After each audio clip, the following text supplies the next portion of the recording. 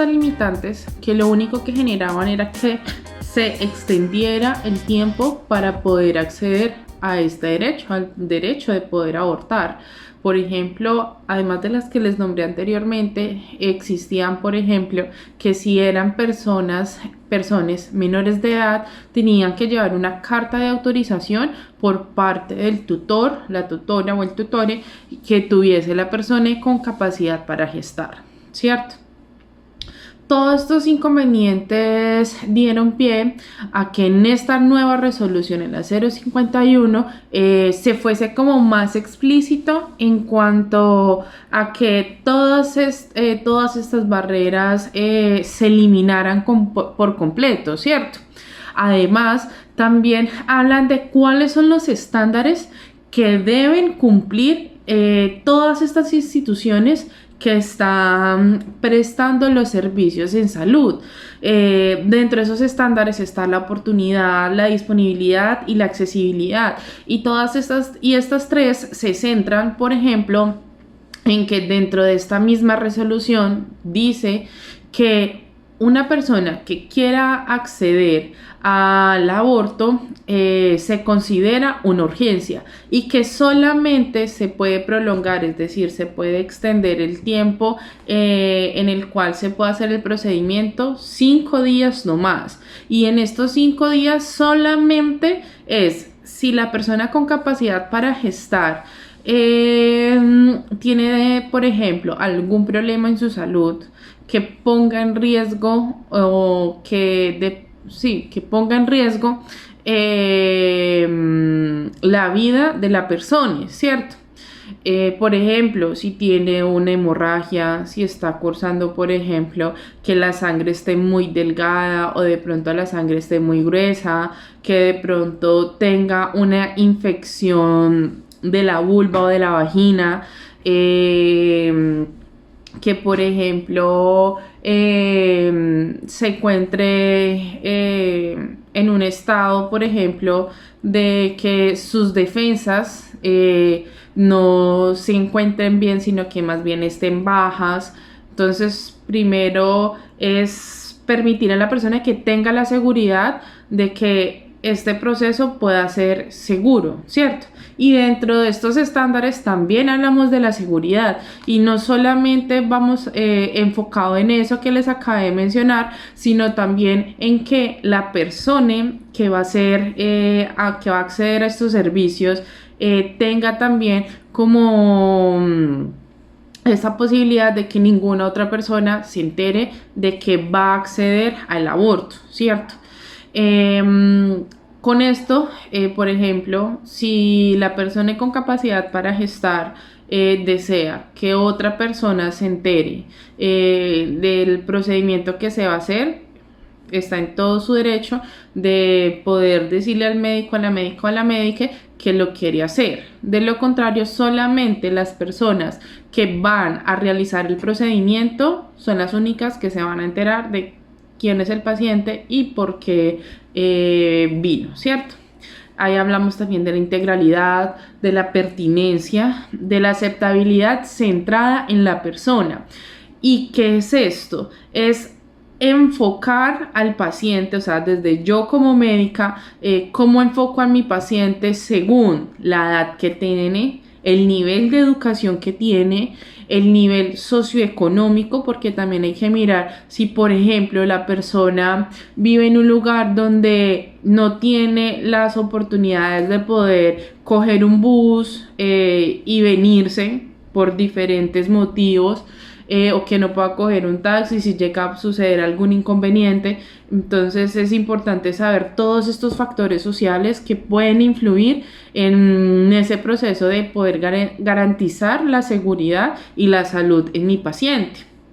También la etnia, porque existen etnias dentro de Colombia que no hablan el español, sino que solamente hablan su lengua materna o su lengua nativa. Entonces, para ellos se les debe garantizar, por ejemplo, un traductor que se pueda comunicar con esa persona frente a todo lo que se le va a hacer. También mirar si la persona tiene algún tipo de discapacidad, ya sea motora, una discapacidad, por ejemplo, que no pueda ver, que no pueda escuchar, que no pueda hablar. Y a motora, por ejemplo, me refiero a que de pronto tenga problemas para caminar, que tenga problemas, por ejemplo, para sostenerse, o sea, que no se pueda poner en pie. También se le debe brindar una persona que le pueda colaborar en esto. Y por ejemplo, con aquellas personas que no puedan hablar, que no pueden escuchar o que no pueden ver, también llevarles un intérprete que les permita una adecuada comunicación. Por ejemplo, en el caso también, en cuando hablamos al nivel de educativo, acá en Colombia alrededor del 12% de las personas son analfabetas, es decir, no saben leer y no saben escribir. Entonces también hay que garantizar la comunicación con esas personas para que puedan entender y comprender qué es lo que se les está haciendo, ¿cierto? También ahí dentro de la parte de la oportunidad y de la disponibilidad está la educación. Entonces, para garantizar también ese derecho a la educación es enseñarle a la persona cómo, qué es lo que lleva a este procedimiento, por qué debe tener una consulta inicial, por qué se le debe hacerle un seguimiento después de hacerle el aborto y todo esto. Y entonces o sea, la persona debe quedar en claro con eso. También hay que tener en cuenta, y es algo maravilloso que tiene esta nueva resolución, y es el enfoque de género, y es a las transmasculinidades, y es a las personas con capacidad para gestar, aquellas personas de género no binario o asignadas al femenino al nacer. Todo esto hay que tenerlo, o sea, lo tiene en cuenta esta guía, y es algo que me parece maravilloso y me parece hermoso, y que también hay que mirar si la persona que accede a estos servicios se encuentra en la ciudad o lejos de la ciudad, porque todo eso influye. También dentro de los estándares hablan sobre lo que es la satisfacción, la eficacia, la eficiencia y pues la continuidad. Por otro lado, hablan sobre los estándares de protección, que son cuáles son las condiciones mínimas que se requieren para que esta persona pueda tener este derecho, ¿cierto?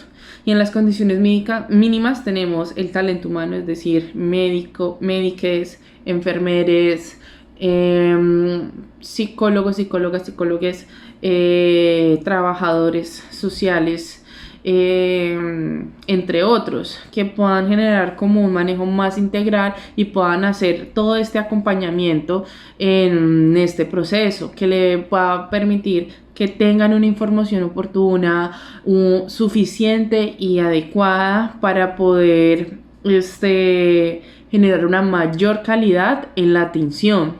Además de eso, hablan sobre también la accesibilidad y disponibilidad en el servicio y la confidencialidad, que eso está hablando dentro del tema de la seguridad. Algo importante que me gustaría también como aclarar en cuanto a todo esto es que los médicos pueden hacer algo que se llama objeción de conciencia. La objeción de conciencia es que el médico que vaya a practicar el aborto diga no lo quiero hacer, pero tiene que expresarlo de manera escrita de cuáles son las razones por las cuales no realiza este procedimiento, ya sea desde la parte de las creencias, principios, etc. Sin embargo, ahí también son muy explícitos, y es que o sea, no es válido, no está autorizado, por así decirlo, que un grupo de médicos hagan una carta, todos firmando, diciendo que no van a realizar este tipo de procedimientos. Eso es algo ilegal, o sea, no está permitido hacer eso. Por otro lado, nosotros también tenemos que, por ejemplo, si es el único médica o médica que está en el puesto de salud, debe prestar el servicio, independientemente. A no ser de que por las semanas en que lleva la persona con capacidad para gestar, que es algo que más adelante les voy a explicar, tenga como dificultades para poder hacer este procedimiento y que requiera de un especialista como un ginecólogo, ¿cierto? Bueno, por otro lado, habla de que para poder acceder a estos servicios no se debe hacer ningún tipo de copagos ni de cuotas moderadoras, o sea, no deben pagar absolutamente nada, o sea, no les deben cobrar porque es un derecho, o sea, es la salud de ustedes. Ustedes no les deberían por qué cobrar cuando vayan a hacer este tipo de procedimientos. También es importante tener en cuenta que esta resolución dice que se despenaliza el aborto, es decir, bajo las causales que les nombré anteriormente, que era el riesgo hacia la vida, malformación fetal o algún abuso sexual, y es que después de la semana 24 pueden acceder al aborto siempre y cuando cumplan esas causales o esos requisitos, por así decirlo. Antes de la semana 24 lo pueden hacer de una forma libre, sin ningún tipo de barreras, pero después de la semana 24 sí deben pues regirse o cumplir, perdón, estos requisitos, ¿cierto? Bueno, yo les estaba diciendo en la primera parte de que esta resolución, la 051 del 2023, hablaba sobre las rutas integrales de atención a la salud materno-perinatal. Estas rutas se crearon para poder permitir una mayor accesibilidad y asegurar a las personas con capacidad para gestar que tengan como todos los medios, medidas posibles para poder tener una calidad en cuanto a la atención, ¿cierto? Entonces, ahí mismo hablan de que tienen que haber unas atenciones que se deben incluir. ¿Qué son las atenciones? Son las consultas.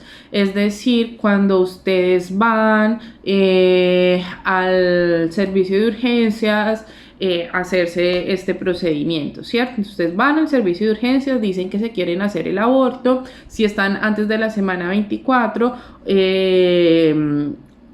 ya pues se les haría a través de una pasta que se las dan a tomar o por vía rectal, dependiendo pues de cuál sea el método que se utilice. Usualmente se utilizan vía rectal, que tiene mayor absorción, y eso lo que hace es que el útero se comience a contraer, es decir, este es el útero, ¿cierto? Entonces el útero normalmente está así porque tiene algo en su interior, y contraerse es cerrarse, y al cerrarse varias veces lo que hace es que eso que está ahí adentro salga, ¿cierto? Eso es lo que hacen estas pastas. Ya por ejemplo, si la persona se pasa pues de estas 24 semanas, ya la cosa cambia, ya es diferente, porque lo que hay que hacer es inyectar un medicamento por vía venosa o a través de la barriga hasta que llegue al feto, para que el corazón deje de latir, y ya después lo que se hace es que se da un medicamento para que ese feto salga. Esa es la otra forma en la cual se hace.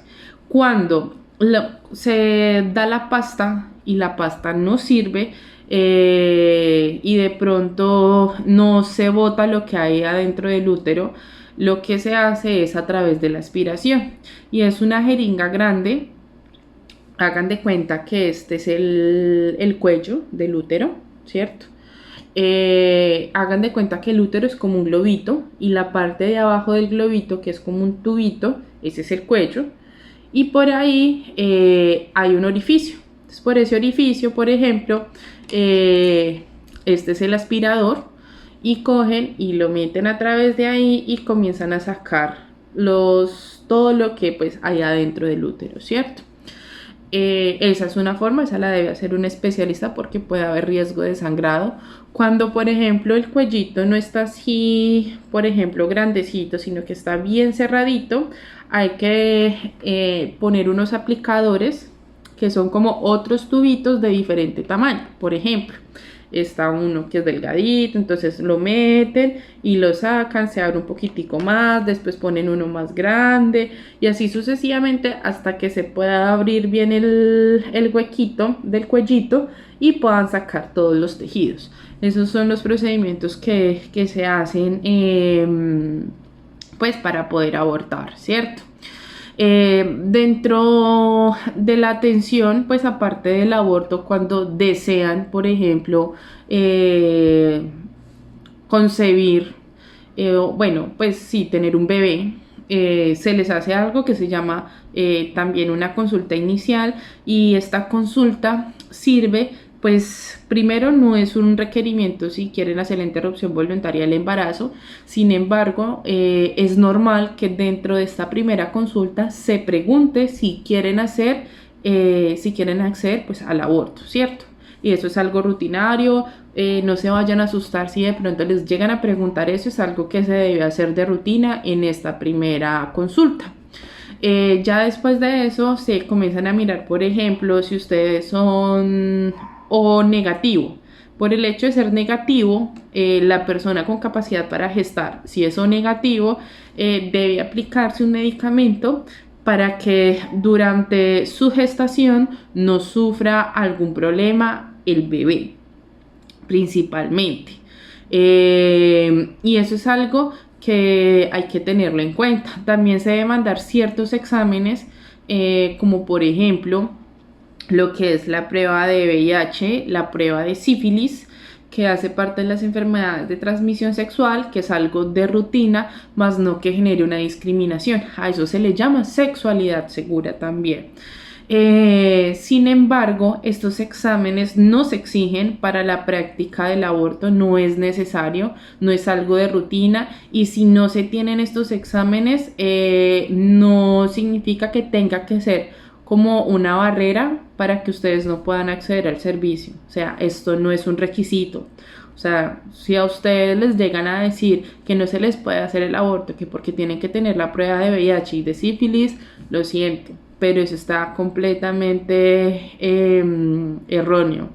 O sea, no les pueden a ustedes cerrar las puertas por el hecho de no tener estos exámenes porque no son obligatorios. Bueno, lo mismo el de la hepatitis B, el de la hepatitis C. Por otro lado, las imágenes diagnósticas, por ejemplo, lo que es la ecografía obstétrica. La ecografía obstétrica es un aparatico donde ponen un gel y lo pongan en el estómago y lo que hace con esto es mirar cómo está el bebé, ¿cierto? Tampoco es un requerimiento para poder acceder al aborto.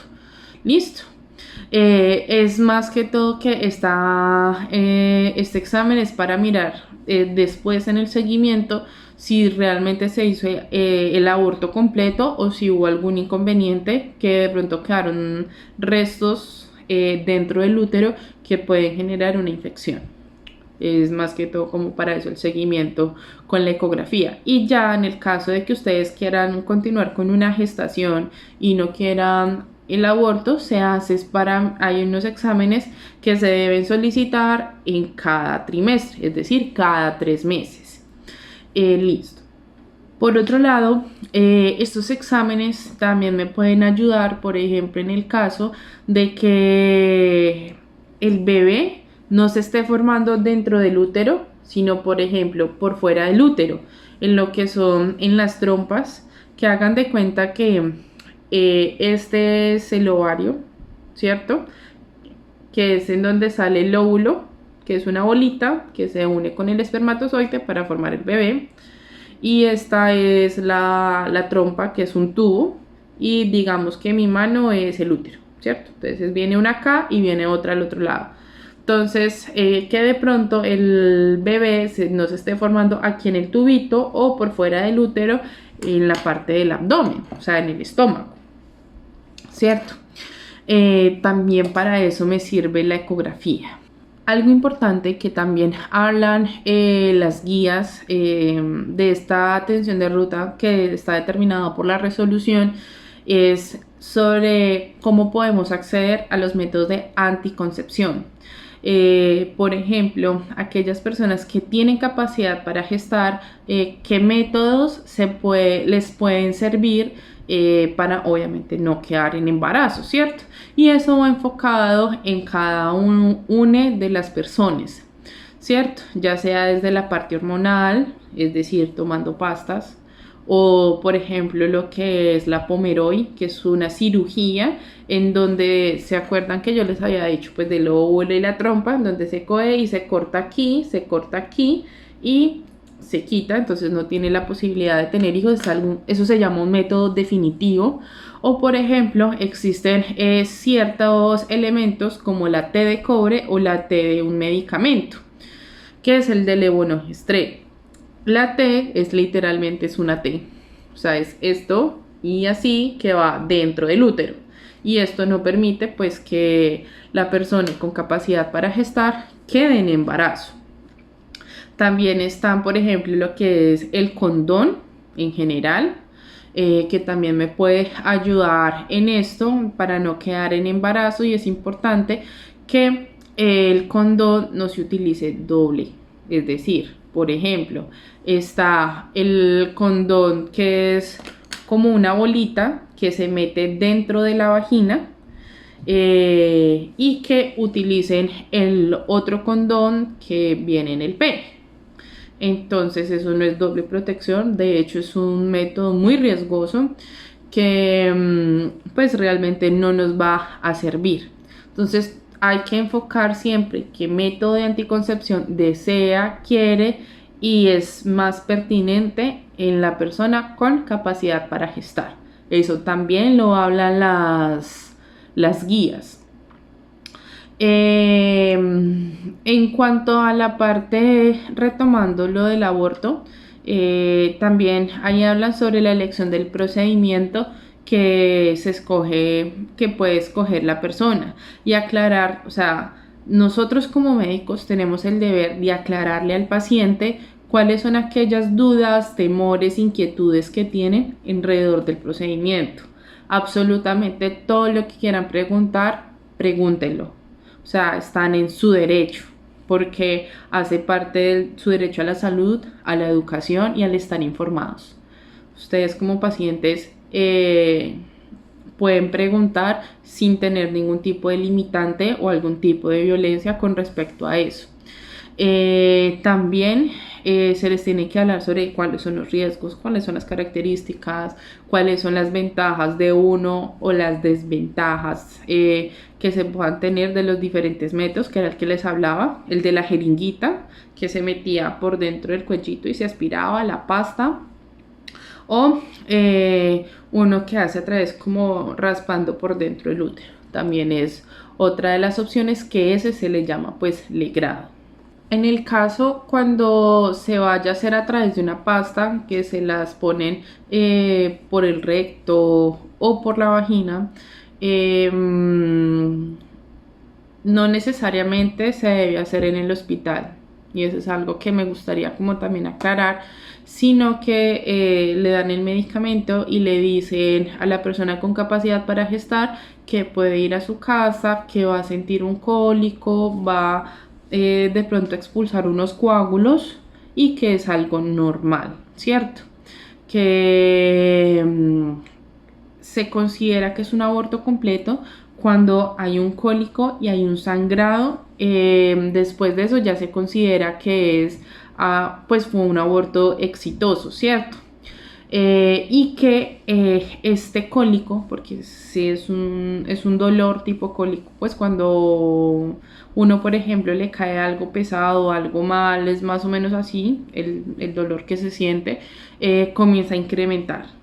Entonces, este incremento de este dolor, más el sangrado, que es mayor que cuando uno menstrua, es un sangrado importante, quiere decir que es algo que está funcionando, y que después de esa expulsión, o sea, después de que salga mucha sangre con coágulos, o sea, es decir, con ¿cómo explico los coágulos? Hagan de cuenta que es, por ejemplo, cuando los coágulos tienen como la consistencia de un kumis muy espeso. Entonces ustedes ven algo que es muy muy líquido y otras cosas y otras partes que son así como un flan. Se podría decir, es más que todo como la textura del coágulo, como un flan. Entonces ustedes van a ver eso y va a incrementar, va a incrementar, va a incrementar y llega en un punto donde sale mucho y ya después comienza a disminuir, ¿cierto? En las siguientes horas a días.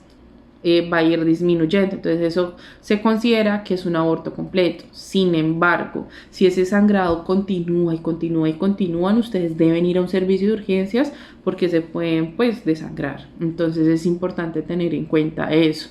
También se les tiene que hacer un seguimiento, o sea, ustedes los mandan para la casa, pero los van a estar llamando, les van a estar llamando, preguntándole cómo están, cómo van, cómo va el sangrado, si han sentido dolor, si no han sentido dolor, si han tenido algún tipo, por ejemplo, de inconvenientes o complicaciones, que por ejemplo el abdomen se les pone muy muy duro como una piedra, pero no botan nada de sangre. Solamente es el dolor intenso en el abdomen y no botan nada de sangre. Deben ir al servicio de urgencias con respecto a eso. Y ya cuando se mandan a la casa, pues se recomienda según la guía que es mejor hacerse el seguimiento ecográfico, es decir, del aparatico con el gelcito que se pone en el abdomen o es intravaginal. Intravaginal, hagan de cuenta que es lo mismo, es un tubito que le ponen gel en la puntica y le ponen un condón y lo introducen, o sea, lo meten dentro de la vagina para mirar de que no haya quedado nada dentro del útero, dentro de ese globito que yo les estaba diciendo. Bueno, eso es como todo lo que tiene que ver con el tema del aborto, con el tema de cómo acceder a una maternidad y paternidad diversa, cuáles son los manejos, qué es lo que se va a hacer en esa primera consulta y en el seguimiento, pues a medida de que vayan pasando el tiempo, pues les irán informando sobre cuáles son los exámenes que se necesitan, ya sean de sangre o por ejemplo sean por ecografía, que es el aparatico con el gelcito en el abdomen y todo eso, y cuáles son como aquellos signos, es decir, de qué, o sea, qué es lo que debemos estar pendientes para saber si va bien o si va mal.